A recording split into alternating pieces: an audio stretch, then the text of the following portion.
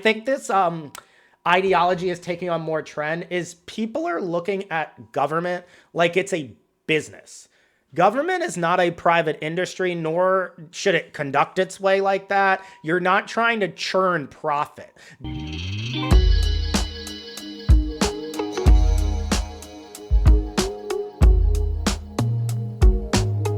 Da-doo-doo-doo-doo. Sorry, guys, I just love the music. The little jingle always gets me going for the Sunday show. So, welcome, guys. Thank you for joining. Before we get into today's topic, which is going to be talking about the possibility of a third political party in the United States. It's going to be a little bit of history and a little bit of fun as well. But I want to address some changes with the show. So if you guys have been keeping up and you have seen, there is no longer going to be longer midweek show. And also, guys, on today's Sunday episodes, for instance, I'm not going to be doing the stories of the week. So what I'm doing instead now, guys, and you can see this on my YouTube page, but I'm doing shorter clips throughout the week, kind of covering some of the more pressing issues that we are facing as a country. So, for instance, I did a video on Kilmer Abrego Garcia's latest in terms of his return to the U.S. and him filing a lawsuit regarding him potentially being tortured when he was in CCOT in El Salvador.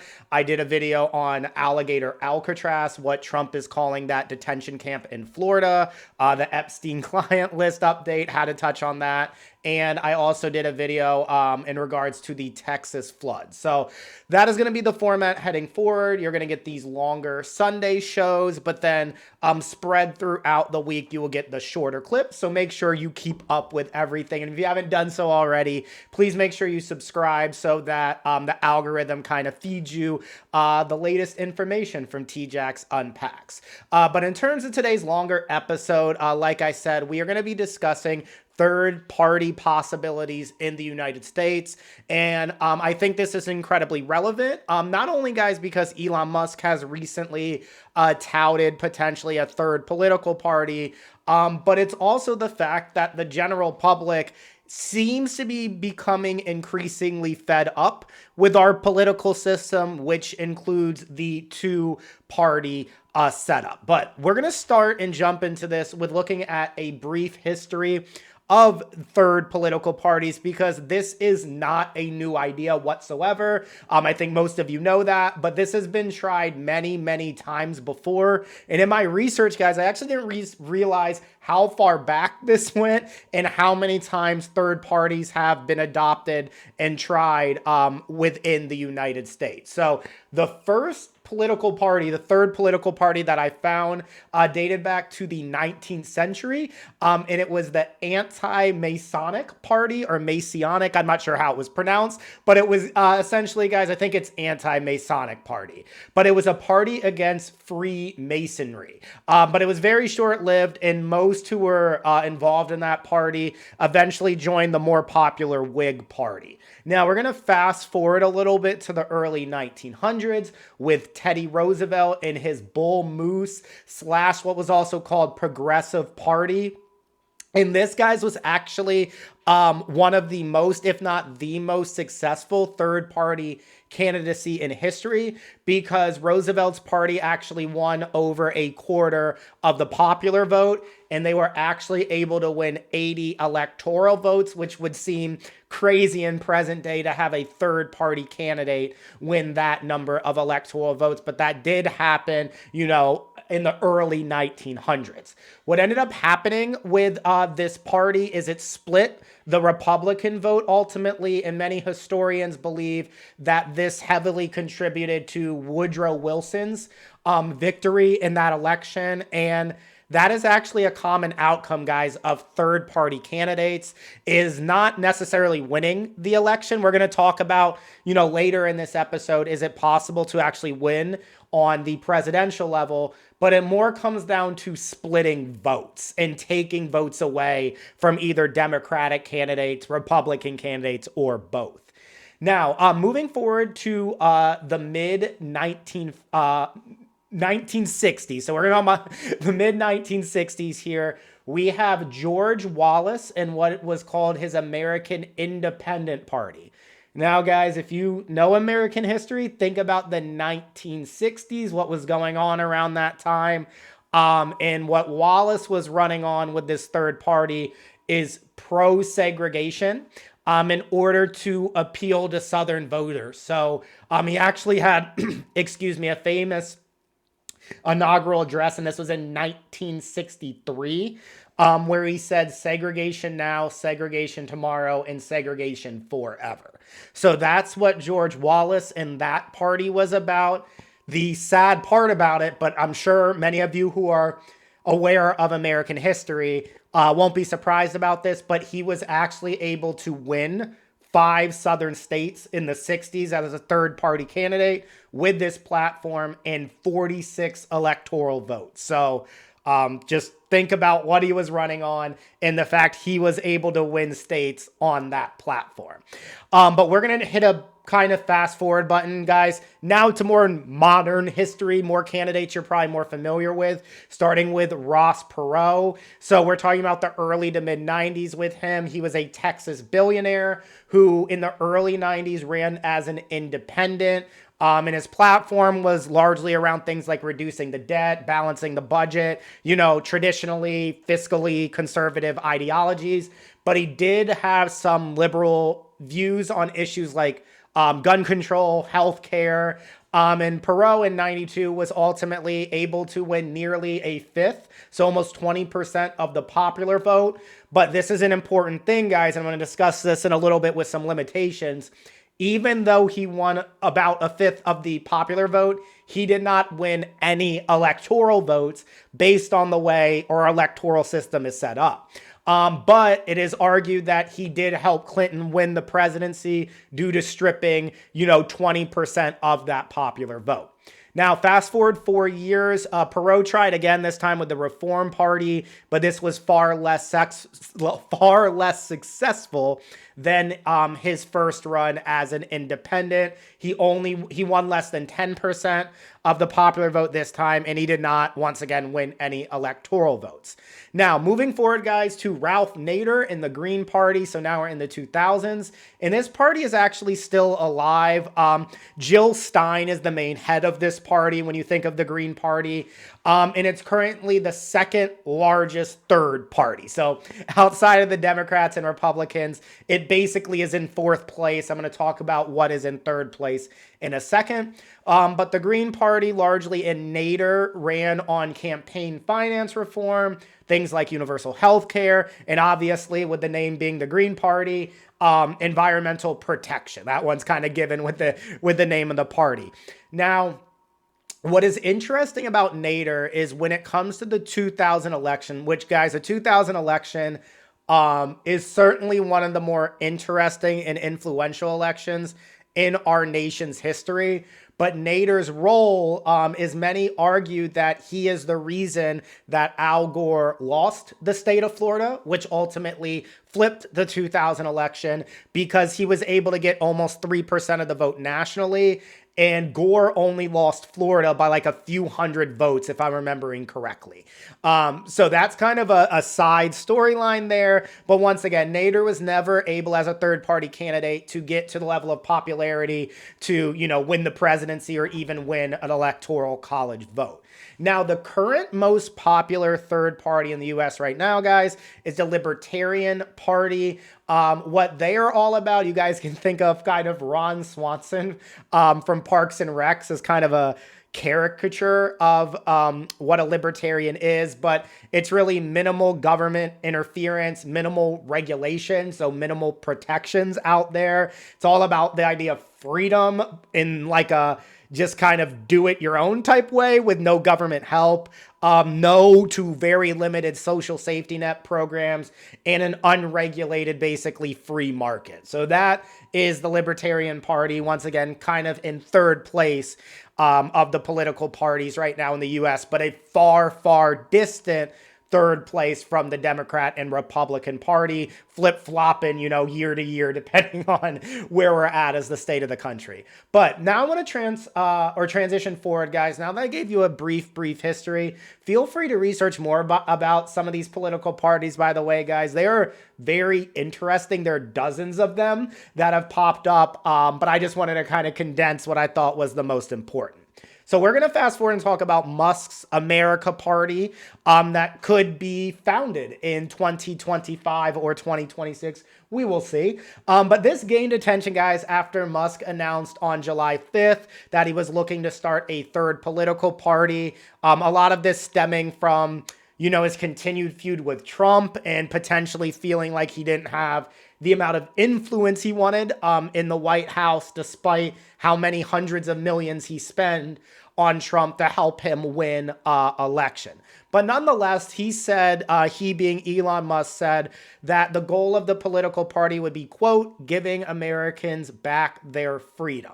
Now, he also, structurally, right? He also has the goal of really flipping congressional seats so that the America Party can become swing votes in policy decisions, right? So because of our bipartisan nature, if you win just a few, House seats or a few Senate seats, you can become the tie-breaking vote. So he's not yet, at least to my knowledge, looking at the presidency or anything like that. He's focused on a few key races. And he did say he wanted to be involved as early as the 2026 midterms, which, guys, are fast approaching. I will be sure as we get closer to that, I will highlight some of the key races that we need to watch out for. There seems to be right now, before I get too off track, the Democrats seem to have a much better chance of flipping House seats than Senate seats. But like I said, guys, I will keep that. I will track that for you guys as we get closer. Now, in terms of this America Party platform, Elon Musk is messaging basically fiscally conservative ideology, focusing on reducing the debt, getting rid of waste, right, and cutting regulations. So, a lot of fiscally conservative ideology. So, in summary, what he wants to do, guys, is expand more of what he was doing with Doge and the gutting of government. Unless, obviously, the government spending is going to him. He has no problem with that. He has no problem with different initiatives benefiting Tesla or SpaceX, but he's upset with other spending. He also, guys, just in general, and I think this ideology is taking on more trend, is people are looking at government like it's a business. Government is not a private industry, nor should it conduct its way like that. You're not trying to churn profit. Government is there to protect its citizens. Now, does there need to be a level of awareness of the budget? Obviously. But he is trying to take his private industry mindset of financial, turning profit, for instance, right, and apply it to government. But government is not a for-profit business. So there's just a misconception there.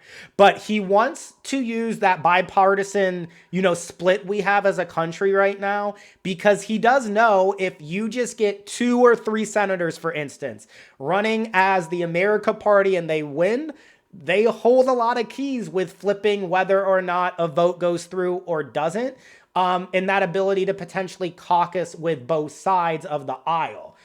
Same goes with the House. Obviously, with the House, you would need more. You would probably need more like 10 to 15, but the same kind of idea applies. So I think in general, guys, that is what he is trying to go for.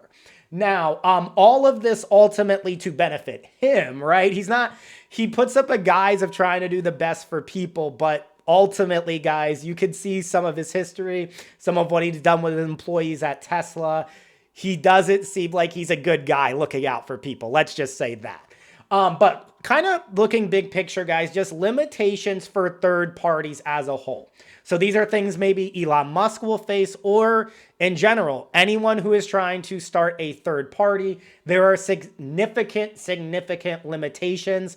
And that is probably, as of the time of recording, one of the main reasons why Elon Musk's party hasn't actually been formed yet. There's many, hoops to jump through, a lot of loopholes to actually forming the political party.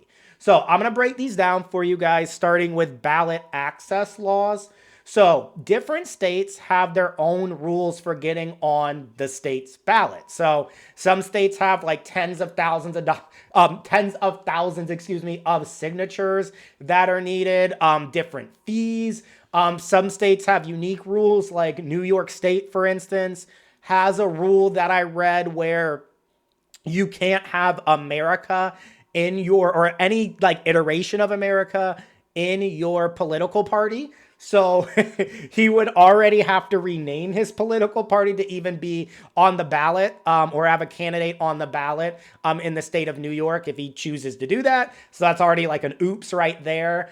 And the two major political parties, guys, are so entrenched that they do not have to waste resources, or it's already like law that they don't have to waste resources to get their names on the ballot. So if you run as a Democrat or Republican, you don't have to waste any additional resources, whether it's from getting signatures, whether it's from paying additional fees to get on the ballot in general. So there's a huge advantage to the two parties that are already entrenched there, okay? Now, moving on, we need to talk about funding and media access. So with Elon Musk, it's a little interesting because he's incredibly wealthy, right? So a lot of the limitations to third-party candidacy are, sorry guys, my voice is going a little bit, but are finances, right? With him being incredibly wealthy, that isn't as prominent of a limiting factor, but I want to mention before, guys, like Ross Perot was a billionaire as well. So, but funding is normally done through things like super PACs, wealthy donors, and they unfortunately run our political landscape. We are closer to an oligarchy, guys, than we are to actually like free market democracy. But what's interesting with the way that Musk is spending his wealth is it helped Trump win the presidency, right? He gave him hundreds of millions of dollars to get him back in the White House, but it did not work in the Wisconsin Supreme Court case. Now, or Supreme Court race, not case. Now, guys, he spent way less on the Wisconsin Supreme Court case, but it was he spent millions, and it was a show that maybe money can't buy every election, right? It was a nice little moment there. No, it is a win against the richest man in the world. Those are the words from Susan Crawford, the Democratic-backed candidate for Wisconsin Supreme Court, as she defeated a challenger endorsed by President Donald Trump and the billionaire Elon Musk. The win cementing a Liberal majority for at least 3 more years. Musk and groups that he backed had spent more than $21 million in an effort to defeat Crawford. He even travelled to Wisconsin 2 days before the election to personally hand over $1 million checks. I remember guys tracking that race very closely because usually, overwhelmingly, guys, in like over 90% of races in this country, whoever raises more money wins. That's why we are run by, the wealthy donors, because that money ultimately leads to who wins an overwhelming amount of time. But that Wisconsin moment was a little inspiring because it was like you spent all these millions, but it was for naught. It didn't persuade the voters to change their mind. So shout out Wisconsin for that. But back to the funding, guys. Democrats and Republicans, the way the infrastructure is set up, they churn money and generate money for just existing. So there is a net floor, or like a pretty high floor, that both Republicans and Democrats will have for funding regardless. They're like a well-funded machine. So they don't have to waste as much or work as hard to get certain donations as third-party candidates and third parties would at large, right? There's also, guys, access to media. So the Commission on Presidential Debates, and I did not know this, I found this out in my research, so it's at the national level.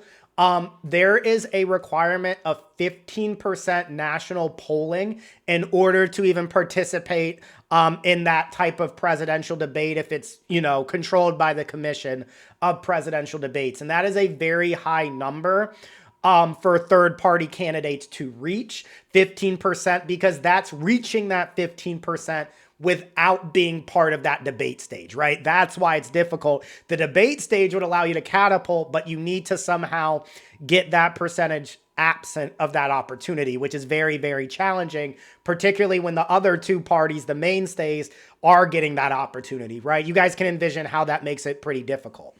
Now, moving on to honestly what I think is the biggest issue is just the electoral college in general, our winner take all system that we operate, whether it's at the national level or whether it's in local elections. So we have a deeply, guys, entrenched two-party system where only the top vote, like it's a winner take all, right? Whoever gets the most votes win.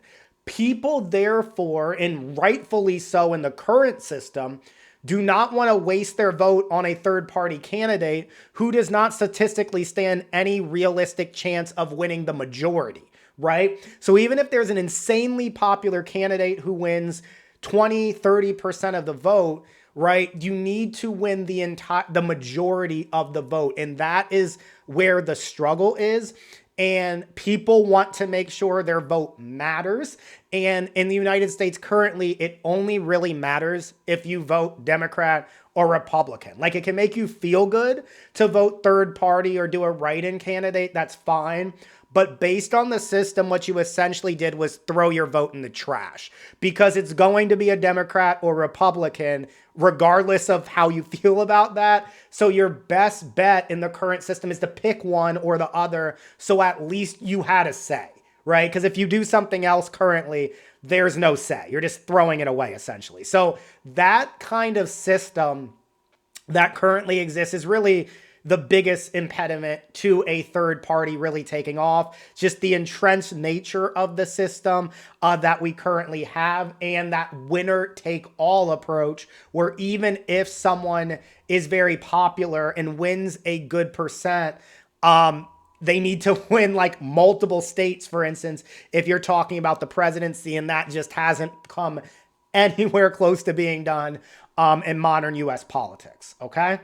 Now, I want to move forward. There are limitations there, but I want to talk about a little bit of the possibilities. So there are limitations. They seem pretty steep, but is it possible for this to happen, whether it's Elon Musk or someone separate, right? For me, guys, like, I am always optimistic when it comes to something like this and problem solving, because I am never someone who's just going to accept the status quo if it's not working for people, right? And I want people to also remember, I feel like this isn't talked about enough or realized enough. Our political system and our society and the way it's structured and the way we live, it was designed by humans, right? It's not a mystical like object that's randomly churning out legislation without any human interaction. It's built by humans. It's operating in the way humans intend. Which humans? I don't know. You can argue whether it's good or bad, but it is operating by human design. So therefore, if it's by human design, it can also be fixed. So I am not someone who's going to sit there in society and just accept things as they are when we have the control to make them better. So is it possible to break out of this two-party system?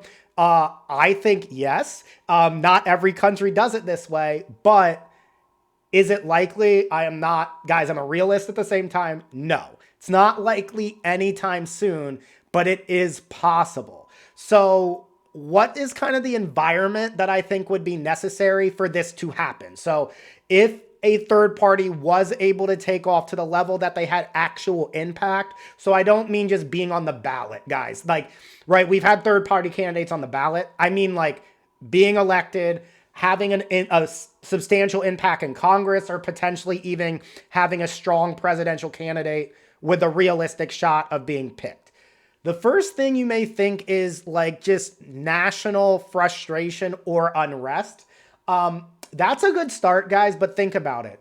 We have had national unrest time after time after time again, right? Even in the past, let's say 10 years, there's been insane stuff And that has not led to any serious third party candidacy, right? So it's more than that, right? It's not just entire frustration or civil unrest. That can be a spark, but there needs to be more, right? And that really comes down to electoral reform. And what I think would make a huge change and actually make a third party candidate plausible would be changing to ranked choice voting. Okay. What that would do is it would allow a third party candidate a more realistic shot because it's not that winner take all. You're just marking one or the other.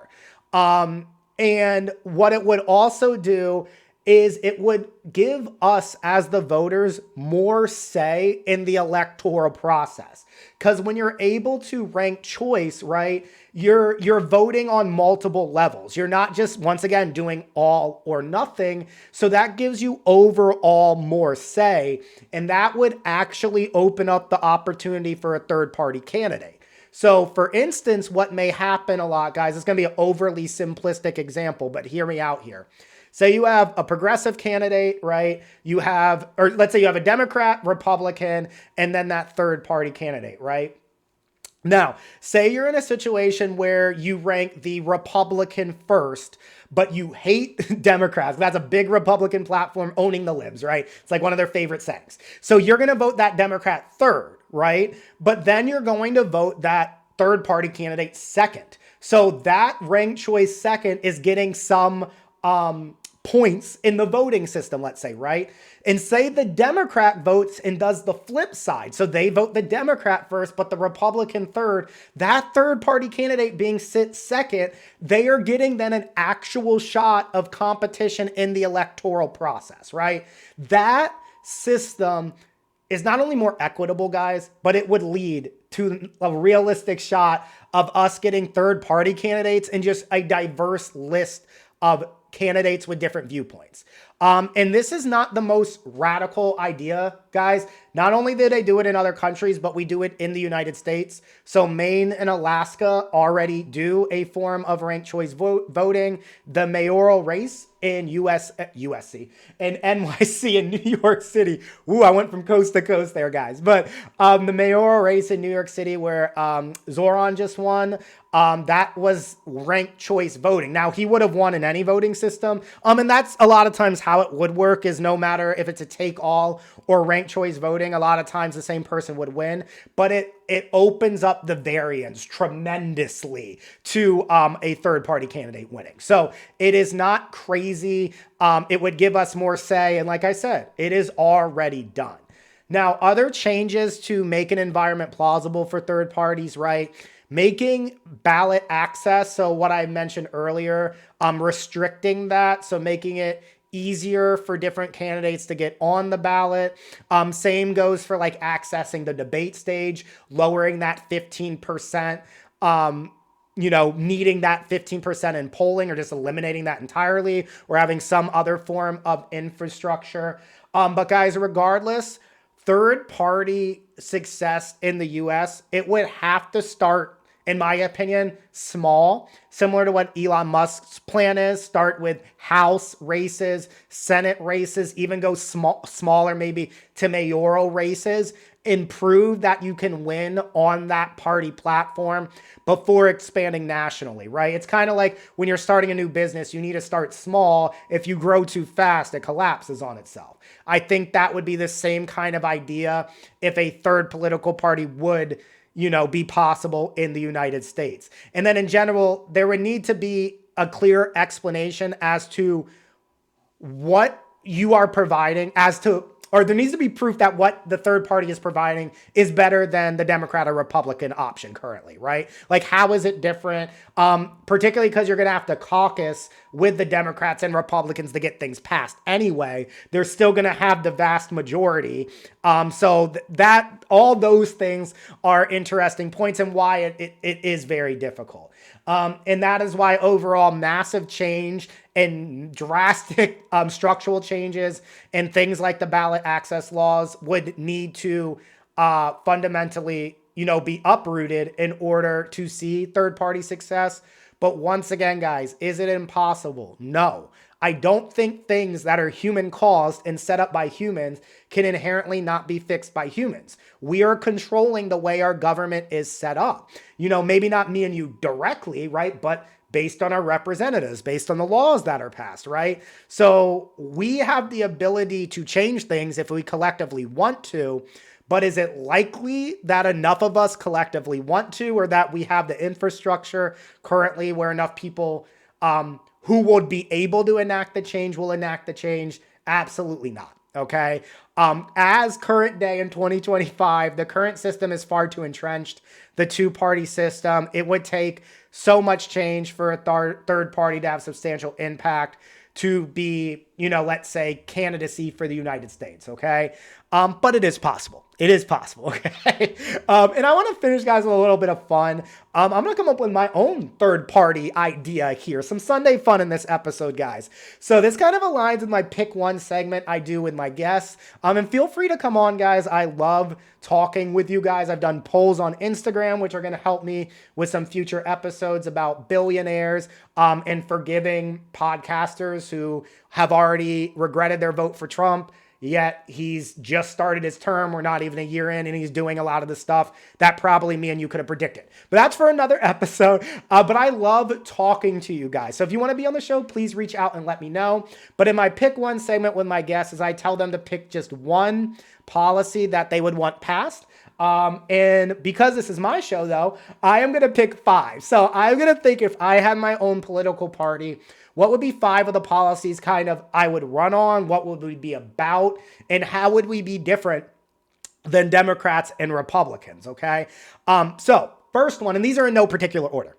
We would not, my political party, we are not taking any super PAC money. We are not taking any mega donor money. So no APAC money, anything like that. And we are not participating in any stock trading. So no one under whatever my political party name is, guys, and feel free in the comments, come up with something creative. I actually had to crowdsource the TJacks Unpacks name from a few friends. So I'm not the most creative with names.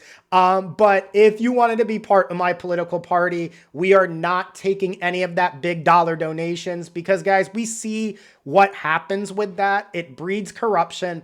Then politicians serve the people who gave them that money, corporations and mega donors, and not the people. So that would be one of the political platforms or policy platforms that we would run on. No excuses there. The other one, next one, universal healthcare, obviously. Guys, we're the only developed country in the world that does not guarantee healthcare to its citizens. Israel, who we send money to bomb kids in Gaza, takes money to have universal healthcare, yet we cannot have universal healthcare. It is insane. We should have a system where maybe you do a small copay, you get to go wherever you want, and you don't have to deal with insane insurance companies, or you don't have to deal with going bankrupt because of a cancer diagnosis. It's just inhumane. It's ridiculous. We need to provide universal health care for everyone, not strip people, 17 million people, off of their health care. All right, another one, gun control. This is something I'm big on. I think it came from my background, guys, in criminology and criminal justice in college. But we have more guns than people in this country. It is out of control. We have absurd levels of mass shootings. If we saw what was happening with gun violence in the United States, in another developed country, we would maybe categorize it as a war zone with however many active shootings there are all of the time. So in a developed country with the most resources in the world, we need to address gun control. So some of the things I would focus on is eliminating assault rifles. This is not as much as we try to act like it with the amount of mass shootings we have and how many other countries may look at us as an active war zone because of how much shooting there are. We are not in an active war zone. There is no reason for a citizen to be able to gain access to an assault rifle, right? I would also limit high capacity magazines, universal background checks, mandatory gun licensing, waiting periods before purchasing firearms. Guys, that is huge because a lot of times people purchase firearms out of rage. They take that firearm and immediately commit a crime. Whereas if there's a cool down period, that can eradicate a lot of the potential crime that could happen. I would also make these national, guys. The reason I would not do this state by state, this is very practical.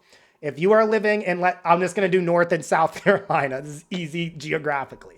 Let's say you're living in North Carolina that has very strict gun laws. They don't, but like, let's just say theoretically they did. Like, they are implementing everything I just talked about, but then South Carolina is not. You guys understand it is very easy to drive south, get the gun you want, and just drive right back north home. If you live near the border, you could be in and out in like 45 minutes or less, in terms of going across the border, right? So it needs to be national because of the ease of transferring, traveling state to state, right? So it needs to be national. But all right, that's number 3 for my political party, guys. Number 4, once again, in no particular order, we got to raise the minimum wage. The minimum wage has not been raised since 2009, and it currently sits at $7.25 an hour. I do not need to go any further into why that needs to be raised, I hope, considering how little $7.25 an hour buys you. But also, guys, raising the minimum wage raises the wages for all, and that's an important thing to realize. And then the last thing, like the last really, strong thing my political party would campaign on is paid 6-month family leave for both parents. Guys, countries like Iceland, Finland, Germany, Sweden provide robust paid parental leave programs, and they have far less resources than we have in the United States. Those countries also have provided healthcare from the government with far less resources. So in my opinion, if we are the greatest country in the world, like we claim to, we should be able to provide what we already provide for our citizens and more than other countries, considering they have less resources. But somehow we underdeliver for our citizens despite having more resources than any country in the world. It doesn't add up, doesn't make much sense to me. But that is the 5th thing, guys, I would run for or have as my political platform. So once again, those are in no order, but all of those guys actually poll incredibly popular. And I think at the heart of it, I don't always care if things poll popular, right? It's not about that. It's about what I think is morally right and what will be right in terms of its implementation for the most number of Americans, right? And I think this political party that I've created, it would attack what is the most frustrating thing right now about politics, in my opinion, and that is the corruption.